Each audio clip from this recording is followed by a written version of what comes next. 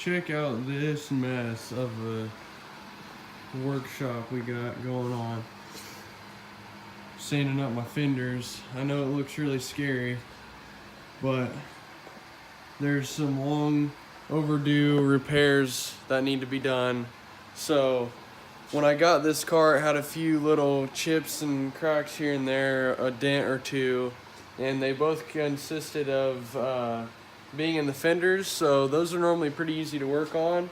And this is probably going to be like a 2 different day video. And as you can see, I've already done like the grinding. The paint was like chipped right in here, and it started to get a little surface rust, and it kind of bubbled out to right here.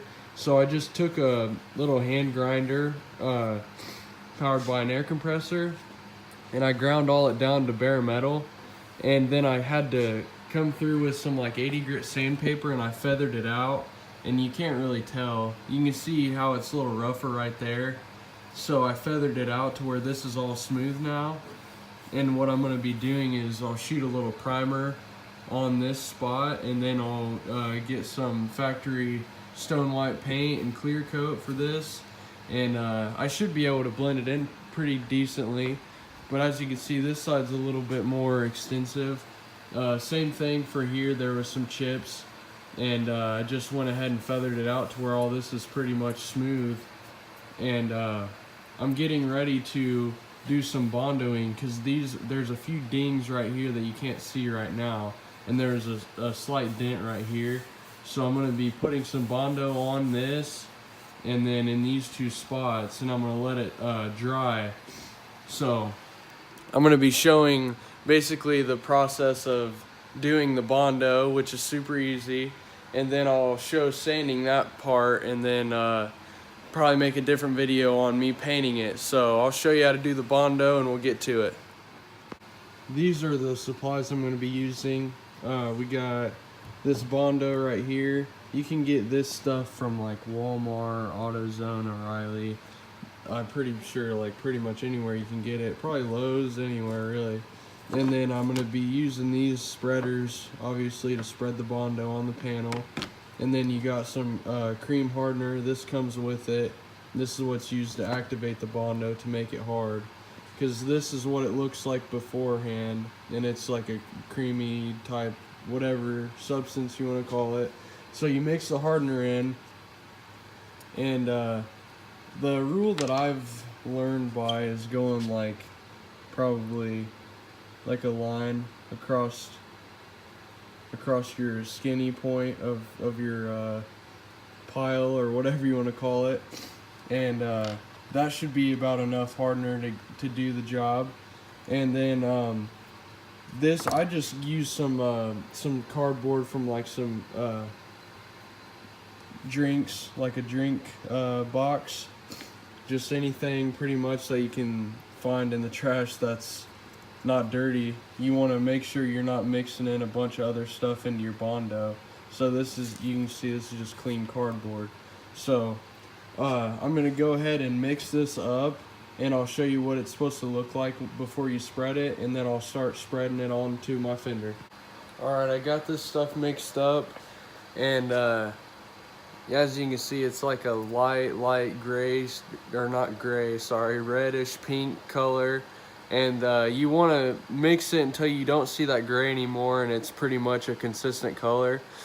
So I always like to try and get more than what I need, just so I don't have to go back and get more.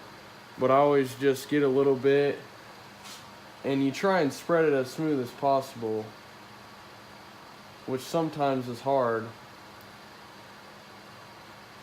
But sometimes you can get lucky in some areas. Like this one's going to be pretty decent to do, and it doesn't take a lot to know how to body work. I went to a class that taught me in high school how to do the gist of this stuff, but it's really not too bad. And most people are scared to do it themselves because, yeah, it looks like it's something that would be hard, and it's scary because you're sanding on your paint and stuff, but it saves a lot of money too, because a lot of body shops just want to order you new panels, and they don't even want to try to fix your stuff. And then if they do fix it, it's an arm and a leg. So I'm just trying to do this on my own because I know I have the gist of what it takes to do it. So and luckily, like with these smaller dents, you can use the areas around it to get you a smooth surface. Like this one's going to be harder. I'm going to have to build it up a little bit. But the idea is to make it thicker around the outside of the dent. And then what you do is you sand it down, and your Bondo should be in the shape of your dent when you're all done. And you have to, at least any case that I've ever seen, you have to grind the paint all the way down to the bare metal for the Bondo to stick to it, or else, yeah, the Bondo doesn't like smooth surfaces. So you might be able to get away with just making the surface rough, but in most cases I've seen, you just want to grind it down all the way to metal. So this right here is gonna be my Bondo job, and obviously I'm gonna be sanding all this down, so it's not gonna be on the paint or anything. It's all gonna be within the bare metal so that it sticks to it. And like I said, I won't have to Bondo any of this stuff because this is smooth. This is just where it was chipped, and I'll just be priming that stuff. So this is just for the dents. And I'm going to go ahead and let this dry. And like I said, this will probably be a 2-day video. So I'll be back another day, probably tomorrow or something, sanding this down. And I'll show you what it's going to look like before I get into painting it. I got started on the primer. I'm using just some regular spray can primer. And you can really tell that it's spray can too, because there's a lot of texture in that, as you can see, and that's not even like it running. That's like straight spraying it. So I'm gonna let this dry all the way, and then I'll be wet sanding it with like 400, maybe 800 sandpaper.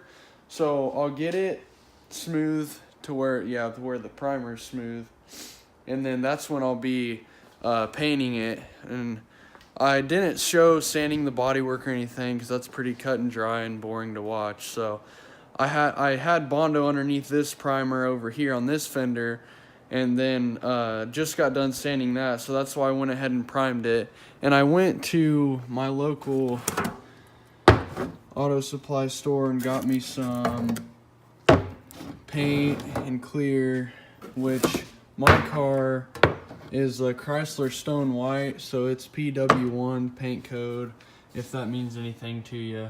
But this is the white clear, and then this goes with that. So we mix 2 of this, which there's mixing cups, so you put two parts of this to 1 part of this, and then this is the clear coat is 4 to 1 of these. So I'm gonna be using an actual paint gun for that part, but the primer is not like that big of a deal, so I just use a spray can. So I will eventually just wet sand that down, and I'll just show the end process till I start actually painting the white. So once this dries, I'll go ahead and wet sand it and then give you a view of what it's gonna look like right before I paint it. Once the paint, or the primer I should say, is dry on this side, I went ahead and took just some 400 grit sandpaper, and you can see I sanded it down. It's nice and smooth now, and the reason why you want to wet sand this is so it'll be smooth, so when you spray your base, all that texture's not showing. And with these scratches, it's nice that the primer filled in, but normally you don't have to worry about that when you're spraying your base. Normally it'll go ahead and cover it, but like I said, just 400 grit on this, and that should be plenty. Luckily this is just a small area over here, so it shouldn't be too bad. And then this over here, I went ahead and sprayed it, and I'm just waiting on that to dry before I wet sand it.